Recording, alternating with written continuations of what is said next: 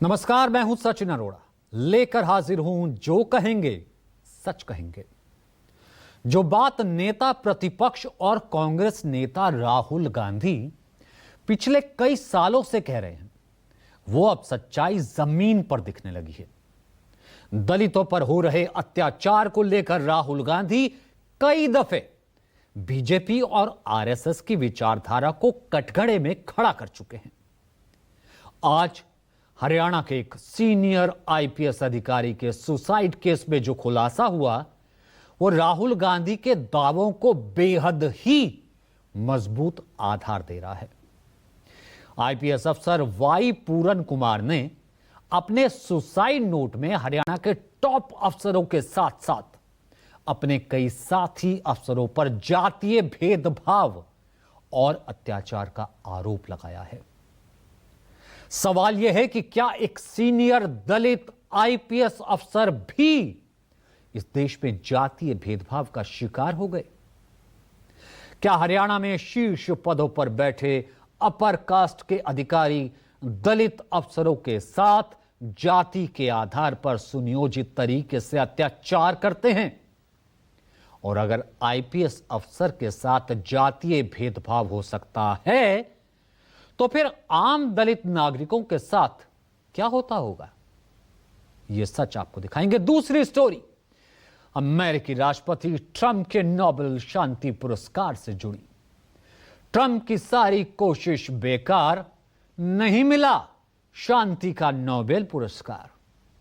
क्या नोबेल समिति ने शांति के बजाय राजनीति को तवज्जो दी है?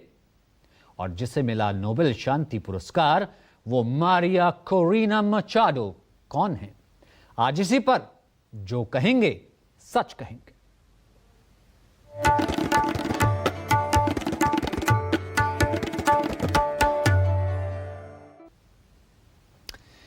एक आईपीएस अधिकारी जिसके कंधों पर समाज के हर तबके के साथ न्याय करने की जिम्मेदारी होती है, किसी के साथ किसी भी तरह का कोई भेदभाव ना हो, उसका पूरा जिम्मा एक आईएएस और आईपीएस अधिकारी की सर्वोच्च प्राथमिकता होती है। लेकिन जरा सोचिए कि वही आईपीएस अधिकारी जब खुद जातीय भेदभाव का शिकार हो जाए तो? हरियाणा के एक सीनियर दलित आईपीएस अधिकारी के साथ कुछ ऐसा ही हुआ है। उनके साथ इस कदर जातीय भेदभाव और अत्याचार हुआ कि उन्होंने खुद को गोली मारकर आत्महत्या कर ली। शुरुआत में आईपीएस अफसर के सुसाइड को नॉर्मल आत्महत्या माना जा रहा था, लेकिन जब उनका सुसाइड नोट सामने आया तो पूरा मामला ही बदल गया। मामला जातीय भेदभाव के एंगल से जुड़ गया। सीनियर आईपीएस अफसर वाई पूरन कुमार ने अपने सुसाइड नोट में अपने साथ हुए जातीय ज्यादती का जिक्र किया है। उन्होंने फाइनल नोट के नाम से लिखे अपने सुसाइड नोट में कास्ट बेस्ड डिस्क्रिमिनेशन यानी जातीय भेदभाव, targeted mental harassment and atrocities यानी मानसिक उत्पीड़न और अत्याचार, और पब्लिक ह्यूमिलेशन यानी सार्वजनिक अपमान का बेहद गंभीर आरोप लगाया।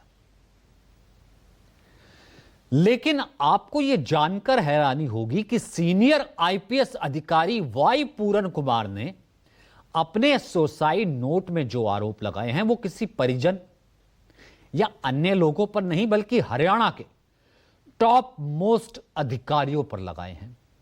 वो भी 1, 2 या फिर 4, 5 नहीं, 15 टॉप रैंक शीर्ष अफसरों को अपनी आत्महत्या के लिए जिम्मेदार ठहराया है। अपने सुसाइड नोट में आईपीएस पूरन ने प्रदेश के जो 15 नाम लिखे हैं, उनमें 3 आईएएस, 12 आईपीएस अफसर हैं। इनमें से 4 अफसर रिटायर हो चुके हैं, जबकि 11 अब भी हरियाणा सरकार में सीनियर पदों पर तैनात हैं। जो 4 अफसर रिटायर हुए हैं, उनमें से 3 महत्वपूर्ण पदों पर एडजस्ट हो चुके हैं। आईपीएस पूरन ने अपने सुसाइड नोट में 15 टॉप मोस्ट ऑफिसर्स पर ये नाम लगाए हैं। हरियाणा के मौजूदा मुख्य सचिव Anurag Rastogi, DGP Shatrujeet Kapoor, ADGP Amitabh Dhillon, ADGP law and order Sanjay Kumar, पूर्व मुख्य सचिव टीवीएसएन प्रसाद, पूर्व एसीएस राजीव अरोड़ा, पूर्व डीजीपी मनोज यादव, पूर्व DGP P K Agarwal, ADGP Sandeep Khirwar, ADGP Karnal range Mata Ravi Kiran, Panchkula के police commissioner Sivas Kaviraj, IGP Ambala range Pankaj Nain, IGP Madhuban Kulvinder Singh, Rohtak के एसपी नरेंद्र बिजरानिया और आईपीएस कला रामचंद्रन का जिक्र किया गया है। साथ ही ने अपनी आत्महत्या के लिए जिम्मेदार ठहराया गया है इन तमाम अफसरों पर। तो कुल मिलाकर के आईपीएस पूरन ने अपने फाइनल नोट में बाकायदा इन अधिकारियों को लेकर एक एक लाइन लिखी है और बताया है कि कैसे इन टॉप मोस्ट अफसरों ने उनके साथ जातीय भेदभाव और अत्याचार किया।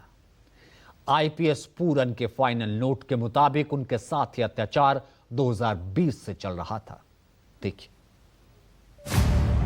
हरियाणा के सीनियर आईपीएस अफसर वाई पूरन कुमार ने सुसाइड से पहले 9 पेज का फाइनल नोट लिखा था, जिसके 8 पन्नों में उन्होंने अपने साथ हुई प्रताड़ना की कहानी और अपना दर्द बयां किया है। उन्होंने शुरुआत में ही अपने साथ हुई जातीय भेदभाव का जिक्र किया है। उन्होंने पहले पन्ने में ही लिखा है, ये जाति आधारित भेदभाव, सार्वजनिक अपमान, मानसिक उत्पीड़न और अत्याचार की शुरुआत तत्कालीन डीजीपी मनोज यादव ने शुरू की। जब मैं 2020 में अंबाला में एक पुलिस स्टेशन के मंदिर में गया था, तत्कालीन एसीएस गृह राजीव अरोड़ा आईएएस ने भी साथ नहीं दिया। तत्कालीन एसीएस गृह ने मेरे पिता के निधन से ठीक पहले मुझे अंतिम बार उनसे मिलने के लिए अर्जित अवकाश भी स्वीकृत नहीं किया, जिससे मुझे बहुत दर्द और मानसिक उत्पीड़न हुआ और ये एक अपूर्णीय क्षति है। ये बात तत्कालीन मुख्य सचिव को भी लिखित में बताई गई थी, लेकिन कोई कार्रवाई नहीं हुई। यादव के बैच में टीवीएसएन प्रसाद, तत्कालीन एसीएस होम और आईपीएस पी के अग्रवाल, तत्कालीन डीजीपी का भी मेरे प्रति यही रवैया जारी रहा। इतना ही नहीं, आईपीएस अफसर वाई पूरन कुमार ने अपने फाइनल नोट में हर एक अधिकारियों को अपने सुसाइड का जिम्मेदार बताते हुए लिखा है कि कैसे प्रदेश के तमाम सीनियर अधिकारी उनके साथ अत्याचार करते रहे। तमाम आईएएस और आईपीएस अधिकारियों ने मेरे साथ अत्याचारों की सीमा लांघ दी है और अब मुझ में ये सब बर्दाश्त करने की हिम्मत नहीं बची है। अपने इस अंतिम कदम के लिए मैं इन अधिकारियों को जिम्मेदार ठहराता हूं। गैर नामित पदों पर नियुक्ति, मेरे आवेदनों पर कोई प्रतिक्रिया ना देना, प्रताड़ित करना, समाज में मेरी बेइज्जती करना और लगातार मेरे खिलाफ झूठी कार्रवाई करने की कोशिश जारी रखना, इन सभी प्रताड़नाओं ने मुझे अंतिम कदम उठाने के लिए मजबूर कर दिया है और मैं इसे अब बर्दाश्त नहीं कर सकता। डीजीपी की ओर से नरेंद्र बिजरनिया को ढाल बनाकर मुझे झूठे मामले में फंसाने की कोशिश की जा रही है ताकि मेरे सम्मान को ठेस पहुंचाई जा सके। मैंने बिजरनिया के खिलाफ जो शिकायत की थी उस पर कोई कार्रवाई नहीं की गई। मैं अब लगातार जातिवाद के कारण की जा रही प्रताड़ना, सामाजिक तौर पर बहिष्कार, मानसिक पीड़ा और अत्याचार ज्यादा देर सहन नहीं कर सकता। इसलिए मैंने इस सब का अंत करने के लिए यह निर्णय लिया है। 7 अक्टूबर को लिखी 9 पेज के इस सुसाइड नोट के आखिरी पन्ने पर आईपीएस पूरन ने अपनी पत्नी और हरियाणा के सीनियर आईएएस अफसर अमनीत पी कुमार के नाम वसीयत लिखी। ये नोट इंग्लिश में टाइप किया गया और इसके आखिर में हरे पेन से सिग्नेचर किए गए। आईपीएस अफसर वाई पूरन कुमार के सुसाइड नोट के आधार पर चीफ सेक्रेटरी अनुराग रस्तोगी डीजीपी शत्रुजीत कपूर और रोहतक एसपी नरेंद्र बिजारनिया समेत सभी 15 अफसरों के खिलाफ एफआईआर दर्ज कर ली गई। हरियाणा के इतिहास में यह पहली बार है जब किसी मामले में चीफ सेक्रेटरी और डीजीपी समेत 15 पुलिस और प्रशासनिक अधिकारियों पर मामला दर्ज हुआ है। चंडीगढ़ पुलिस की ओर से सुसाइड नोट को आधार बनाते हुए सेक्टर 11 थाने में अलग अलग 3 धाराओं में एफआईआर दर्ज की गई। बाकायदा भारतीय न्याय संहिता यानी बीएनएस की धारा 108, बीएनएस की धारा 3/5 और SC/ST एक्ट की धारा 3/AR के तहत सभी 15 अफसरों पर केस दर्ज कर लिया गया है। तो कुल मिलाकर के फिलहाल यह पूरा मामला दर्ज किया गया है। इन धाराओं के तहत क्या हो सकता है यह भी जान लीजिए कि इन धाराओं में किस तरह की सजा हो सकती है। बीएनएस की धारा 108 ऐसे केस में लागू होती है जब सामूहिक रूप से किसी को आत्महत्या के लिए मजबूर किया जाता हो। इसके तहत अधिकतम 10 साल तक की कैद और जुर्माने का प्रावधान है। बीएनएस की धारा 3/5 अपराध में साझा इरादे और सामूहिक कार्रवाई को दर्शाती है। इसमें धारा 108 के तहत मिलने वाली सजा को भी शामिल किया गया है। तीसरी धारा SC/ST एक्ट की 3/AR लगाई गई है। ऐसे मामलों में लगाई जाती है जब किसी SC/ST समुदाय के व्यक्ति को सार्वजनिक रूप से अपमानित, डराया जाता है। इसके तहत 6 महीने से लेकर 5 साल तक की कैद और जुर्माने का प्रावधान है, बाकायदा इसमें लिखा गया है। हालांकि आईपीएस पूरन की आईएएस पत्नी अमनीत पी कुमार ने इस एफआईआर पर ऐतराज जताया है। उन्होंने चंडीगढ़ पुलिस को एप्लीकेशन देकर कहा कि एफआईआर में आरोपी अफसरों के नाम अलग से कॉलम में नहीं लिखे गए हैं। एफआईआर को फिक्स फॉर्मेट में लिखा जाए। इसको लेकर उनकी चंडीगढ़ की एसएसपी कंवरदीप कौर से हॉट टॉक भी हुई है। इसके साथ ही अपनी शिकायत में आईएएस अमनीत ने डीजीपी और रोहतक के एसपी पर 7 बड़े आरोप लगाए हैं। उनके मुताबिक डीजीपी शत्रुजीत कपूर और रोहतक के एसपी नरेंद्र बिजारनिया ने आत्महत्या के लिए मेरे पति को मजबूर किया। अधिकारियों ने मेरे पति को सार्वजनिक रूप से प्रताड़ित और अपमानित किया। डीजीपी के निर्देश पर एक साजिश रची गई और रोहतक में मेरे पति के स्टाफ पर एफआईआर कराई। डीजीपी से जब इस बारे में बात की तो उन्होंने बात को दबा दिया और एसपी ने फोन उठाया ही नहीं। अफसरों ने जाति आधारित भेदभाव, गालियां, पुलिस परिसर में पूजा स्थलों से बहिष्कार करना, सीनियर अफसरों ने अपने पदों का दुरुपयोग कर मेरे पति को मानसिक रूप से प्रताड़ित किया। आरोपियों की फौरन गिरफ्तारी नहीं हुई तो ये सबूत मिटाएंगे, गवाहों को प्रभावित करेंगे, जांच में ये लोग बाधा डालेंगे।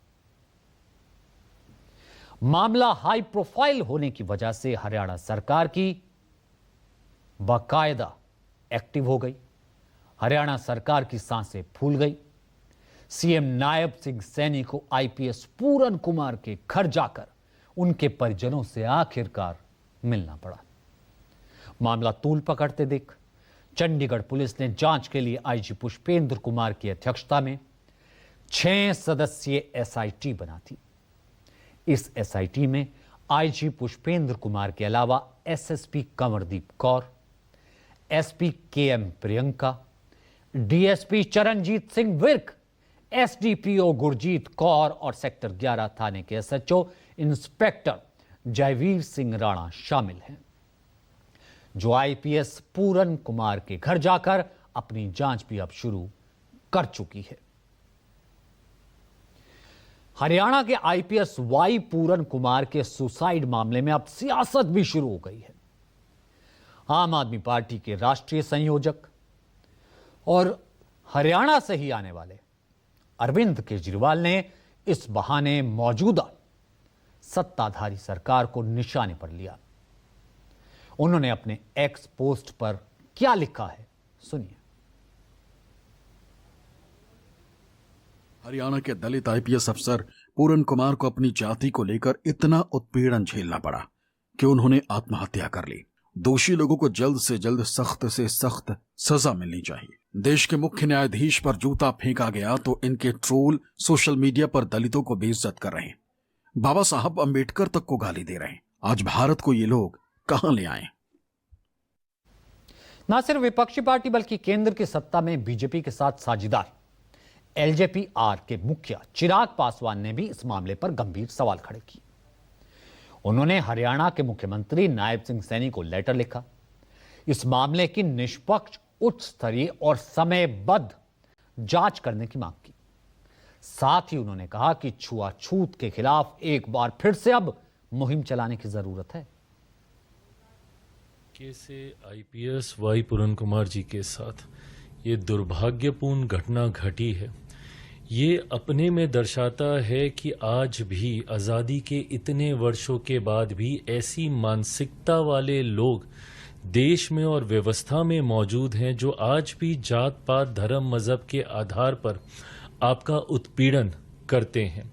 जब हम लोग छुआछूत के खिलाफ जब वो आंदोलन शुरुआत की गई थी, आज भी मुझे लगता है कि उसको और बल देने की ज़रूरत है ताकि भविष्य में किसी भी व्यक्ति, मैं अधिकारी का ही जिक्र नहीं कर रहा, किसी भी व्यक्ति को अपनी जान या उसका उत्पीड़न सिर्फ इस वजह से ना हो कि वो किस जाति से आता है। कहीं ना कहीं इस घटना ने पुनः पूरे समाज को झकझोरने का कार्य किया है।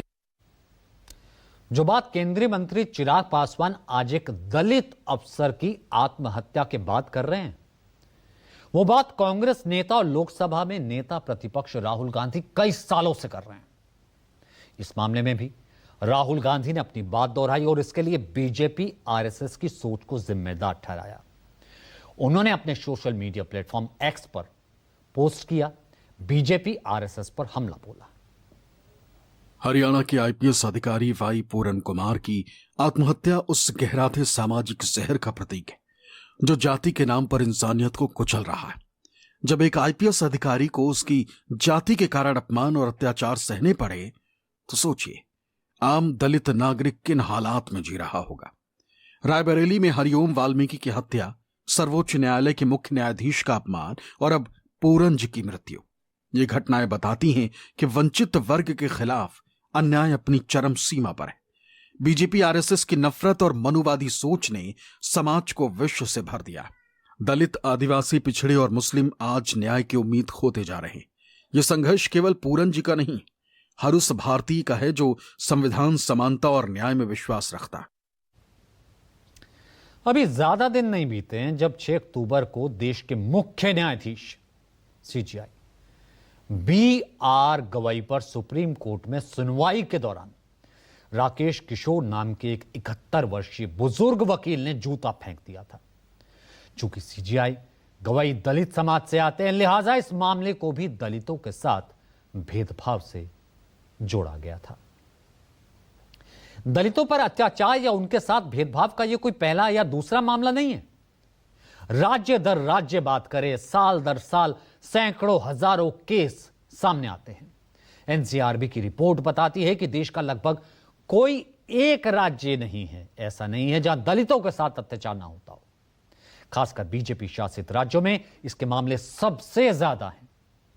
एनसीआरबी की 2023 की रिपोर्ट के मुताबिक 2023 में सबसे ज्यादा यूपी में 15,130 मामले आए, राजस्थान 8,449, मध्य प्रदेश 8,232, बिहार 7,064, महाराष्ट्र 3,024, ओडिशा 2,696 और आंध्र प्रदेश 2,027 दलितों पर अत्याचार के केस दर्ज किए गए।